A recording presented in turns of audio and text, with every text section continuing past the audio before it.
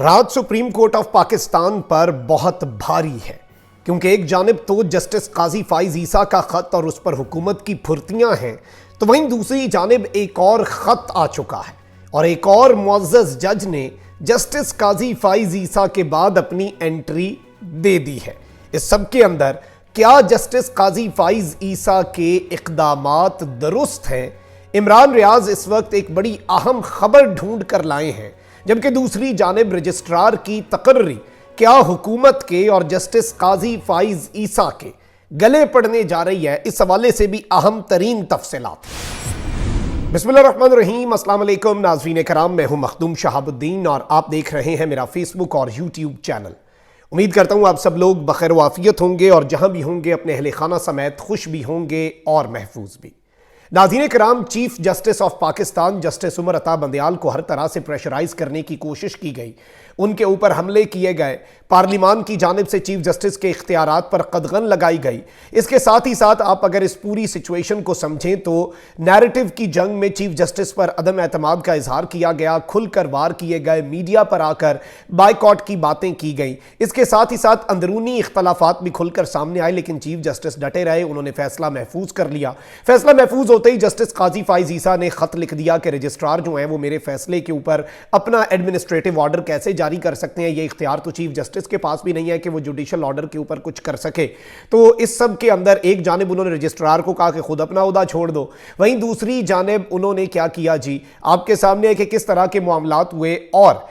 उन्होंने काबीना जो डिवीजन है उसके सेक्रेटरी को और एस्टैब्लिशमेंट डिवीजन के सेक्रेटरी को खत भी लिख दिया जस्टिस काजी फाइज ईसा ने। फौरी काबीना का हंगामी इजलास भी हो गया और जो रजिस्ट्रार हैं उन्हें उनके ओहदे से हटा भी दिया गया। अब यहां पर मैं आपको यह बता दूं कि अब कुछ चीजें सामने आ रही हैं और सुप्रीम कोर्ट के रूल्स जो हैं उनके मुताबिक रजिस्ट्रार की खिदमात वापस करने या रजिस्ट्रार के खिलाफ कार्रवाई करने का इख्तियार सिर्फ चीफ जस्टिस ऑफ पाकिस्तान के पास है। कानून से मावरा इक़दामात और फैसले करने वाली काबीना और क्या इन फैसलों का हुक्म देने वाले, यानी काबीना ने खुद तो नहीं ये किया, काबीना को किसी ने कहा जिसके कहने पर काबीना ने एक्ट किया और जो इस वक्त चीफ जस्टिस नहीं है, क्या इसके ऊपर कार्रवाई हो सकती है? ये एक बहुत बड़ा सवाल पैदा हो गया है, क्योंकि इस वक्त जो 12वां पॉइंट है सुप्रीम कोर्ट के रूल्स का, वो है reversion of a person on deputation. The chief justice में in any case where it appears to him that circumstances so require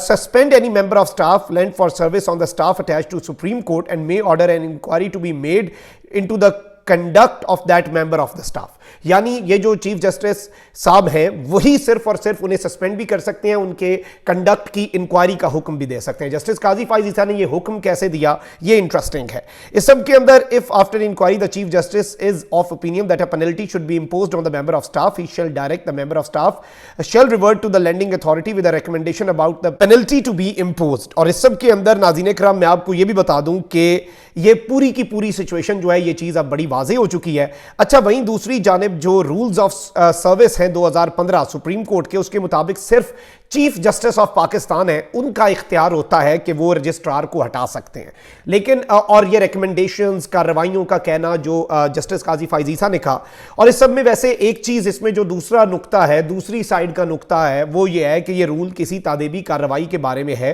posting transfer जो है वो हुकूमत ही करती है, तयनात भी एस्टैब्लिशमेंट डिवीजन ने ही रजिस्ट्रार को किया था और ओएसडी भी वही बना रहे हैं। काबीना की मंजूरी से वो ये बना रहे हैं, ये इंतजामी फैसला है, ये हुकूमत का इख्तियार है।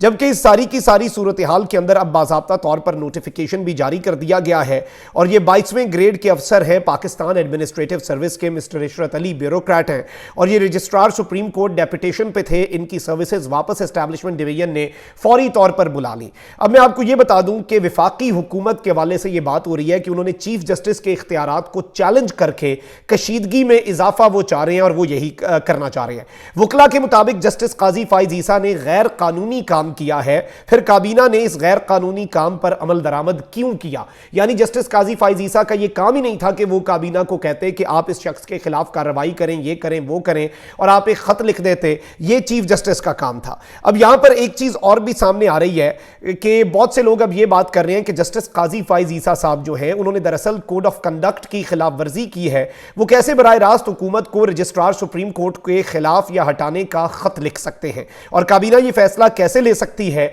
चीफ जस्टिस को इस मामले का नोटिस लेने का भी इख्तियार है और बाज़ाब्ता तौर पर चीफ जस्टिस के जो इख्तियारात हैं उनके अंदर एक शामिल होकर और खुद से चीफ जस्टिस के इख्तियारात का इस्तेमाल करके खतूत लिखने का जो मामला है। अब इस सब के अंदर मैं आपको यह बता दूं कि अब यह भी बात सामने आ रही है कि हुकूमत जो है उसकी टाइमिंग, क्योंकि इस वक्त देखें एवरीथिंग इज अबाउट टाइमिंग। ये जो पार्लियामेंट से आपने एक कानून पास करवाया जो सदर अभी जारी बात है रोके हुए हैं और उस पर सदर वो सुप्रीम कोर्ट को भी भेज सकते हैं। वैसे बेहतर यही होगा कि सदर मुमलिकत उस चीज को सुप्रीम कोर्ट तक भेज दें। इस सब के अंदर भी अगर आप पूरी सिचुएशन को एनालाइज करें तो आपको समझ आ जाएगा कि असल मामला, असल माजरा क्या है। और यहां पे जिस तरह से जस्टिस काजी फाइज ईसा का खत ऐसे लग रहा है कि फौरी लिखा हुआ पड़ा था और सुप्रीम कोर्ट का फैसला महफूज होते ही वो खत आ गया। उस खत के बाद काबीना रेडी थी हंगामी इजलास के लिए और उस हंगामी इजलास के अंदर भी जो सरकारी अफसरान थे काबीना इजलास में, इतना इसे खुफिया रखा गया कि उन्हें कहा गया कि आप लोग बाहर निकल जाएं, सिर्फ मिनिस्टर्स अंदर मौजूद रहेंगे शहबाज शरीफ के। और फिर इन्होंने फौरी तौर पर फैसला किया और एस्टैब्लिशमेंट डिवीजन भी बैठी थी आधी रात को,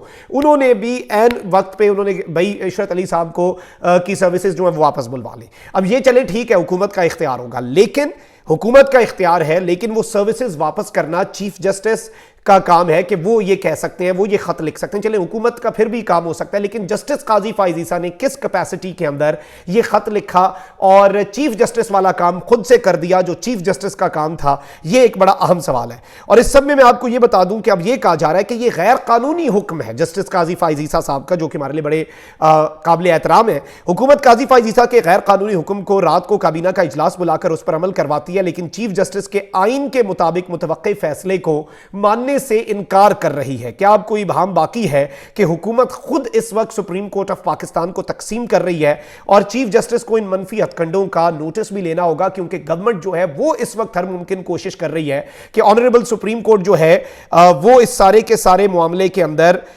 इस पूरी की पूरी सूरत हाल के अंदर मैं आपको यह बता दूं कि चीफ जस्टिस के हवाले से यह बात की जा रही है कि हुकूमत ये सारे का सारा बीज जो है ये बोने की कोशिश कर रही है। अब इमरान रियाज ने भी यहां पे एक बड़ा अहम सवाल उठाया है कि कई कानूनी माहिरीन के मुताबिक जस्टिस काजी फाइज ईसा साहब चीफ जस्टिस बनने से पहले ही चीफ जस्टिस के इख्तियारात जो हैं उन्हें इस्तेमाल करना शुरू हो चुके हैं, एक तरह से डी फैक्टो चीफ जस्टिस के तौर पर एक्ट करना शुरू हो चुके हैं और उनके इख्तियारात के ऊपर अब जो गवर्नमेंट है वो एक्ट करना शुरू हो चुकी है और गवर्नमेंट जो है वो भी वही मामलात कर रही है। और इसमें कानूनी माहिरीन जितनों को मैंने सुना है वो सारे के सारे ये कह रहे हैं, वहीं दूसरी जानिब तड़ियां लगाई जा रही हैं और अदलिया को, अब देखें बिलावल भुट्टो साहब ने जो बात की है कि जी लार्जर बेंच ना बना तो आईनी बहरान पैदा हो जाएगा, मुल्क में मार्शल लॉ या इमरजेंसी नाफिज हो जाएगी, लार्जर बेंच बना दें। ये सिर्फ और सिर्फ वही है कि बड़ों की धमकियां लगा रहे हैं अपने बड़ों की कि देखें हमारे बड़े जो है ना वो इमरजेंसी लगा देंगे, देखें देखें अंकल ऐसे ना करें, हम बड़े बड़े लड़के लेके आ जाएंगे। वो वाली बात है कि जी हमारी मर्जी से खेलें। और लार्जर बेंच भी फुल कोर्ट नहीं, ये कह रहे हैं कि फुल कोर्ट बनाएं, सारे जज हों, लेकिन वो जज ना हो जिन पे हमें इस वक्त कोई इख्तलाफ है, यानी उन 15 में भी उन्हें वो ना हो। मतलब इस कदर आप यही कह दें कि फिर जस्टिस काजी फाइज ईसा अकेले ही फैसले कर लें, वही अकेले 15 दफा वोट कर दें 15 रुकनी बेंच के अंदर, ऐसे तो नहीं हो सकता। अब यहां पर आप देखें कि टाइमिंग, मैं बार बार ये बात कर रहा हूं कि सियासत के अंदर, इन मामलात के अंदर, पावर पॉलिटिक्स के अंदर टाइमिंग जो है वो बड़ी इंपॉर्टेंट है। अब सुप्रीम कोर्ट के सीनियर तरीन जज जस्टिस काजी फाइज ईसा जो हैं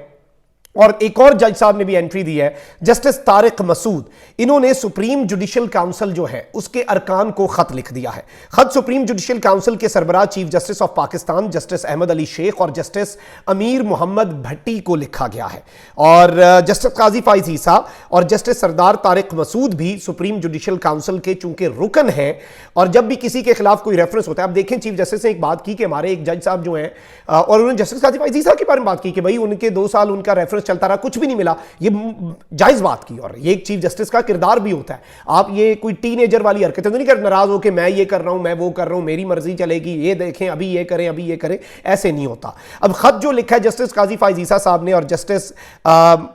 इंतहाई काबिल एहतराम तारिक मसूद साहब ने कि जुडिशल कमीशन का इजलास बुलाकर जज पर लगे इल्जामात अगर गलत हैं तो जायजा लिया जाए। जस्टिस मज़ाहिर अली अकबर नकवी के खिलाफ पाकिस्तान बार ने शिकायत भिजवाई, सुप्रीम जुडिशल काउंसिल आइन के आर्टिकल 209 के तहत कायम की गई है। खत में कहा गया है कि चीफ जस्टिस, हम इंतजार कर रहे हैं आप कब जुडिशल काउंसिल का इजलास बुलाते हैं, इजलास बुलाकर तायुन किया जाए जस्टिस मज़ाहिर नकवी पर इल्जामात दुरुस्त हैं या गलत। अगर इल्जामात गलत हैं तो जज की इज्जत बहाल की जाए, अगर इल्जामात दुरुस्त हैं तो आइन के तहत कार्रवाई अमल में लाई जाए। खत के मतन के मुताबिक जज को इल्जामात के साए में रखने से जज और अदलिया की इज्जत पर हर्फ आ रहा है। अदलिया की आज़ादी और इस पर अवाम के एतमाद के लिए ज़रूरी है सुप्रीम जुडिशल काउंसिल का इजलास फौरी तौर पर बुलाया जाए। ख्याल रहे कि इस सब के अंदर मुल्क भर की जो बार काउंसिल्स हैं वो परवेज इलाही साहब वाली ऑडियो लीक जो है उसके तनाजुर के मामले पर सुप्रीम कोर्ट के जज मज़ाहिर नकवी के खिलाफ सुप्रीम जुडिशल काउंसिल में रेफरेंसेस तो दायर कर रहे हैं और बलूचिस्तान बार काउंसिल जो है उसने भी रेफरेंस दायर कर दिया हुआ है।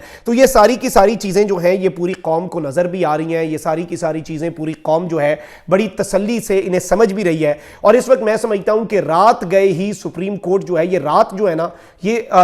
ऑनरेबल सुप्रीम कोर्ट के लिए बड़ी भारी है और as a whole as an institution अदलिया के लिए, कोई जस्टिस बंदयाल पर नहीं, कोई जस्टिस एजाजुल हसन नहीं, कोई जस्टिस मज़ाहिर अकबर नकवी नहीं, लेकिन ओवरऑल ये डिवाइड एंड रूल का जो सिलसिला है। और मुझे नहीं समझ आ रही कि या तो ये हो कि आपने बनना ही ना हो कभी चीफ जस्टिस, आपने बनना है, you have to wait for your turn. आप ये तो नहीं कर सकते कि आप उससे पहले ही डी फैक्टो या ये कोई वो महलाती साजिशें तो है नहीं कि वली अहद जो है वो बादशाह को कहीं इधर उधर करवा के नज़रबंद करवा के बाकियों को मरवा के खुद जल्दी जल्दी तख्त पे बराजमान, ये ऐसे तो नहीं हो गया ना। ये चीज़ें बहुत, ये कोई 400 साल पुरानी या 300 साल पुरानी कोई बात होती तो हम मानते भी कि इस तरह की चीज़ें चल रही हैं। आइन और कानून एक मुल्क के अंदर मौजूद है, एक मुल्क के अंदर आइन और कानून जो है वो नाफिजुल अमल है और इस तरह की चीज़ें की जा रही हैं जो अजीबो गरीब है। और इस वक्त मैंने बहुत से सीनियर जो कानूनदान हैं उनकी जब राय सुनी इस वी लॉ को बनाने से पहले, मैंने कोई 8-10 टॉप के जो पाकिस्तान के लॉयर्स हैं उनके तज्जिए और मुख्तलिफ इंटरव्यूज़ जो इस सब के ऊपर जस्टिस काजी फायज़ ईसा के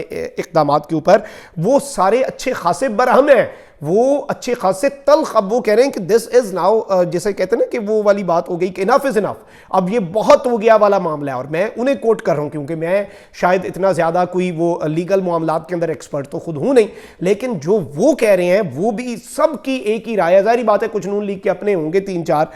वो तो जो मर्जी कहते रहे, वो तो अपना मर्जी का कानून भी बना सकते हैं, लेकिन ये इस वक्त की ताज़ा तरीन सूरत हाल है और ये बड़ी खतरनाक, बड़ी अलार्मिंग और बहुत ज्यादा तशवीशनाक किस्म की सूरत हाल बन चुकी है इस वक्त पूरे के पूरे मुल्क के अंदर। और मैं समझता हूं ये चंद घंटे हैं, इनके अंदर अब देखना यह है कि ये सुप्रीम कोर्ट में कल क्या गुल खिलाते हैं। कल कोई नया रजिस्ट्रार आता है, वो समात नहीं करने देता, क्या करता है, अटॉर्नी जनरल कहता है कि 180, ये इंप्लीमेंटेशन भी करा सकते हैं जस्टिस काजी फायज़ ईसा वाले मामले की। और अब पता नहीं,